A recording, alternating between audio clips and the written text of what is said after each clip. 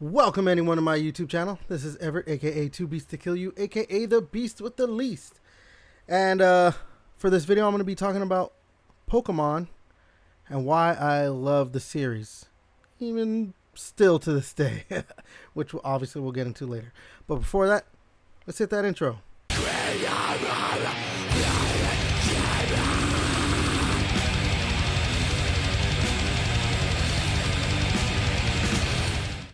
Okay, so Pokemon, 30 years old today. In Japan, I guess it didn't release until 1997 in America or United States. But that's neither here nor there. Obviously, we're focused on just Pokemon in general. Pocket Monsters. The original releases of Red and Green. Yes, obviously, we all know Red and Blue was here in the United States. Red and Green, the original releases. And, yeah, this is a series that I've pretty much just loved from the beginning. I was there from the start when it released here in the United States, bought the blue version, and it's been downhill ever since then. Yeah. I know probably most of you, probably their first starter was Charmander. Mine was Bulbasaur. Go figure. I'm pretty sure there was a lot of people, right?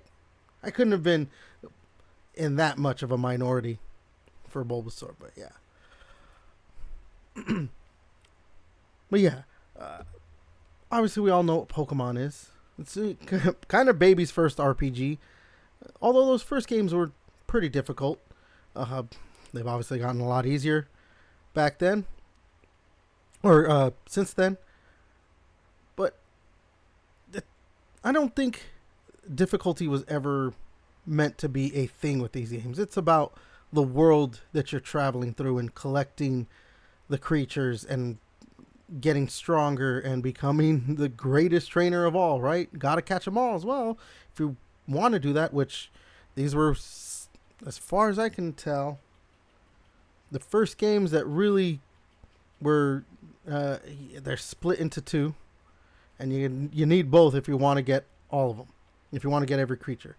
I mean, we've had other series that did that where it's two different games that were basically the same thing. There's those Legend of Zelda games that obviously are still two different games, but you know, you get the idea. There were some Mega Man games, things like that, and Pokemon has done that with other sub-series, like with the Pokemon Dungeon games. So yeah, you know, I had friends who had Red version, and so yeah, whenever I wanted something, I traded with them, and they would trade with me if I had something. And that was one of those things too about those games, is that it was very one of those social things, which is kind of funny too when you think about it. As you know, the Pokemon franchise has gone along, that it's always been a social thing too. When the games first came out, everyone, you know, and they started to blow up, everyone was like, oh, I got to trade with someone to get this Pokemon. I have blue version, I can't get Growlithe. I have red version, I can't get Vulpix, or I can't get, you know, just whatever it is. Or if you happen to have a few Pokemon like Graveler or Kadabra, you need to trade to evolve them. So yeah, that was another, you know, that was a big aspect of these games, is when they came out and they blew up, having friends and going out and trying to, hey, trade with me, battle with me through the link cable, because this was the Game Boy at the time. Yeah, Game Boy Color I think might have been out. I don't remember. But yeah, it was, you know, just everything about those games. Catching them, catching all the creatures, battling the gym leaders and then the Elite Four, you know. And this was at the time too where your rivals, you know, in the secondary main character, I guess, of the games, were still jerks. And yeah, and then the social aspect of the game. We're like, oh, I got this Pokemon. And then of course we had the just a little bit after that, we had the card game. And that, again, the social aspect. Hey, I got this. You want to trade with me? You want to battle with me? You know, I don't think a lot of people knew how to really play those games, how to play the card game. But hey, collecting the cards, especially when all the movies were coming out, you know, and you could get special cards like, you know, if anyone remembers that Ancient Mew card, really awesome. But yeah. Oh, and then Mewtwo at the end of those first two games, when you after you beat the Elite Four, still one of my favorite moments in a game, just going through that cave, and then hey, there's this really strong Pokemon. But yeah, then of course, you know, we got the release of Gold and Silver, and then the Crystal version after that. Oh, we also had the Yellow edition, Pokemon Yellow, the Pikachu edition or whatever it was called. You know, which tried to be more like the anime. It was still the first two games, but you just had Pikachu only, and your rival had Eevee, and it could evolve into any of the evolutions depending on how many battles, how many wins and losses you had against him. But yeah, still the same game, just you only can get Pikachu, and he followed you. So yeah, then we had the next set of games, and to me, those are still my favorite. Well, that generation, even though there was the remakes of Heart Gold and Soul Silver, I still think the second generation is the best. Just because after you beat the game, or after you beat, the first area, you know, the new land of Johto, you get to go to Kanto and do it all over. And that was just a revelation for, I think these games came out in 2000. So at the time I was 14? For 14-year-old me? Yeah, maybe 1999. So maybe I was 13. You know, as the years gone by, we've had other, you know, generations, Ruby, Sapphire, Diamond, Pearl, Black and White, X and Y, Sun and Moon. I don't think I'm going in order. I hope I'm going in order. Sword and Shield, Scarlet and Violet. And then, of course, you've had the various remakes throughout the years. Fire Red and Leaf Green. Heart Gold and Soul Silver. Omega Ruby, Alpha Sapphire. Shining Pearl and Brilliant Diamond. And the Let's Go games, Let's Go Eevee and Let's Go Pikachu. And, you know, obviously each game is introduced more and more Pokemon. Not too many differences throughout, except for just new mechanics that are like clearly, or not clearly, but that are just part of that game specifically. And some of them do go forward, like the Mega Evolutions being introduced in, I think it was Diamond and Pearl, I believe, or maybe X and Y. I'm old, and 30 years old, or 30 years of franchises, you tend to forget stuff. You know, you had the Terastallization, you had the Dynamax, Gigantamax as well with the Dynamaxing, things like that. There was you know, X and Y had I think they were called Z moves or something like that. I don't remember. So yeah, we've had like the specific thing for each game. But I think Mega Evolution's basically that's the most popular big change in each generation. Just because obviously having that like, oh, you mean my Pokemon's going to be a little bit stronger? Okay, cool. Why not? And obviously some generations are more loved than others, you know. I think the Switch games are probably considered the least favorite when you talk to other Pokemon fans, specifically Scarlet and Violet. As much as I do love those games, because I do think they're still good, they, at least on the Switch one, run very poorly, and they don't look that great. But I mean, if you can, you know, play through them, they're still very good games. I mean, I enjoyed them still. So take it for what it's worth. And then, we have had so many different side games. Like I said, I mentioned earlier the Pokemon Dungeon games, Pokemon Puzzle games. We had the Pokemon Stadium games on the Nintendo 64, which I played so much of Stadium 1. We had Pokemon Coliseum, which actually had the single player, a single player story in it. There was a Pokemon card game, that you could play on your Game Boy Color. It might have been on the Game Boy as well. Pokemon Conquest, which I have actually very much loved when I played it. A strategy game with Pokemon. We've had Pokemon, I think it's called Pokemon Unite, a literal, League of Legends style Pokemon game, a fighting game in Pokken Tournament, just so many different Pokemon games. Pokemon Snap is probably still one of my favorite side games of Pokemon, or spin-off games. Even though it's just a on rails shooter where you're actually just taking pictures of Pokemon. Doesn't sound interesting, but for some reason, it's still fun as fuck to play. Yeah.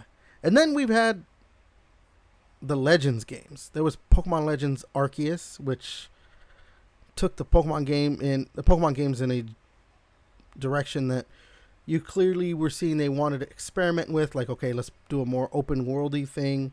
Even though the games have kind of always been open world, just, what they are. Linear open worlds, I guess.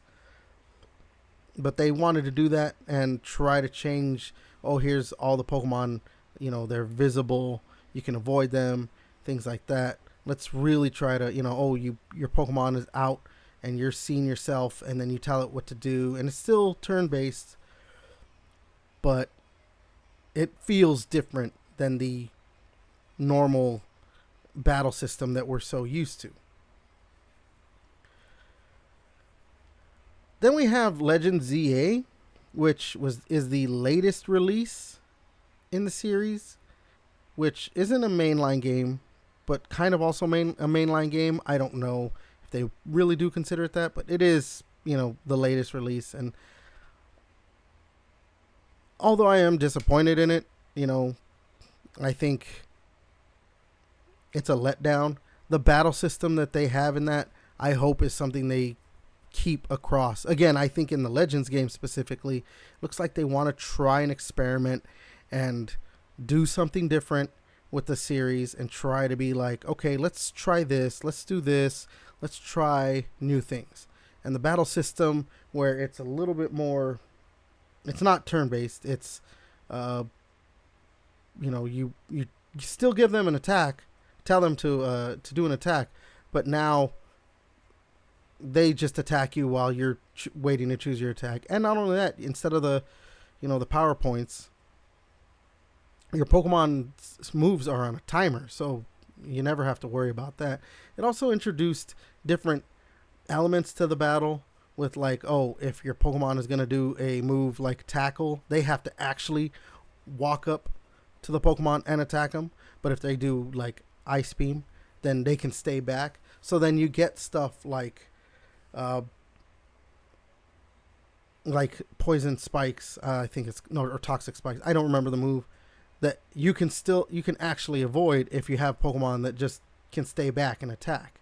But if you have a Pokemon that needs to actually walk up and do, say, like, bite, then yeah, they're gonna walk over the spikes, things like that. So yeah, that's a battle system that I really do love.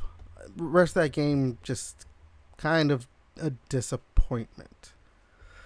But yeah, not every game can be a home run. Obviously, then we also have the animation, the Pokemon anime. Like, I mean, everyone knows, Pokemon, gotta catch them all. Like, come on, actually, the third theme song would probably be my favorite theme song. It still captures that whole, like, oh wow, that wonder of oh, them Ash being in a world of Pokemon, and like, oh, he's got to be the best and this and that, and it's, yeah, probably my favorite.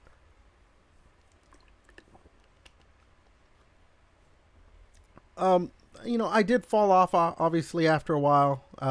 Once they got to, I want to say maybe the fifth or sixth generation of games. That show, that show ran for, I want to say it was 25 years, I think. That specific iteration of the Pokemon anime ran for 25 years. That's a long fucking time for a 10-year-old to be a Pokemon trainer trying to become the champion.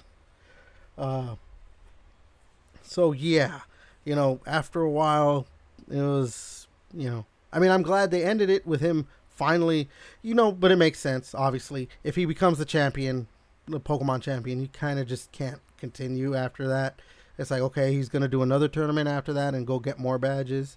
Like, so once he becomes a champion, that's it. I think the latest one, now they have Pokemon Horizons. There was that Pokemon, I want to say it was called Pokemon Generations. That was Red instead of Ash. I think it only ran for like 4 episodes, though, or something like that, which is kind of weird to just run through that first game instead of just making like a season's worth of, oh, here's this specific, the game storyline. And yeah, but whatever. I do think they did do other iterations or more episodes, but it was based on the other games or other generations. Yeah, I never read the manga actually, so I couldn't really tell you much there. Then there's toys. I've had toys, shirts, other collectibles. Nothing else anymore. I'll probably actually show. I got this because my favorite Pokemon is Eevee. I know, kind of weird, right? A guy who has a metal opening for his YouTube channel and his videos. His favorite Pokemon is Eevee. I don't know, man. That little cute fucker gets me. Umbreon, I guess, is my favorite. Because that's my favorite form of Eevee, is Umbreon. So, if that helps, oh, okay. The fucking dark motherfucker is my favorite. But, And then, of course, let me see. Where's my phone? Let's talk about probably the biggest sensation of the Pokemon that took the world by storm. What, it was 10 years ago, I want to say. Is this, if you can even see it. I don't think you can see. There we go. Pokemon Go. Yes, I've played since the beginning. I don't play a lot. I have even fallen off because, well, there's a lot of stuff to play. But, when Pokemon Go came out, it brought back that wonder of Pokemon a bit. But it also brought back that, again, I say, the social aspect of Pokemon, where it brought people together. And, yeah, there were some people doing some, not illegal things, but going to places they shouldn't have and everything. But also that whole, like, hey, let's all go somewhere and try and catch this Pokemon. Oh, and then when the raids, and then there's the raids, and let's go and fight this Pokemon right now to catch him. It's, again, that social aspect of what makes Pokemon so good. It's not just you doing your own thing. When you bring people into your quote unquote journey, that just wow, just wow. Yeah. Again, I've been with this ever since, at least when it launched here in the United States. I've been with the franchise since the beginning. I've loved this franchise for, I guess it would be here in the United States 29 years now, or whatever. But yeah, this 40-year-old man is not going to stop playing Pokemon anytime soon. And the franchise is very special to me, and I can't wait for, as of today, the 30th anniversary, they announced a new set of games, Pokemon Winds and Waves, and it looks good. Um, and that trailer has me hopeful. And if it comes out and is really good, like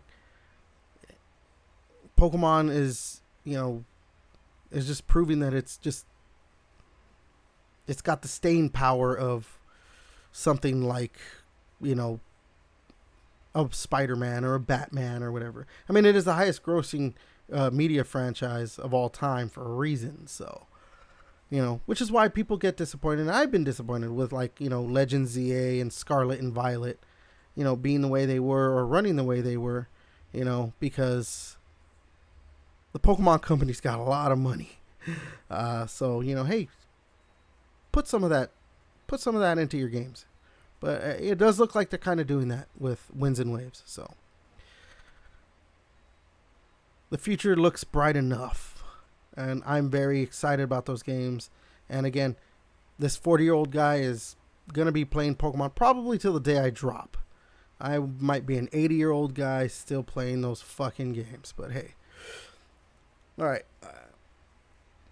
As usual, you like what I do on this channel. You like my podcast, new episodes every Monday.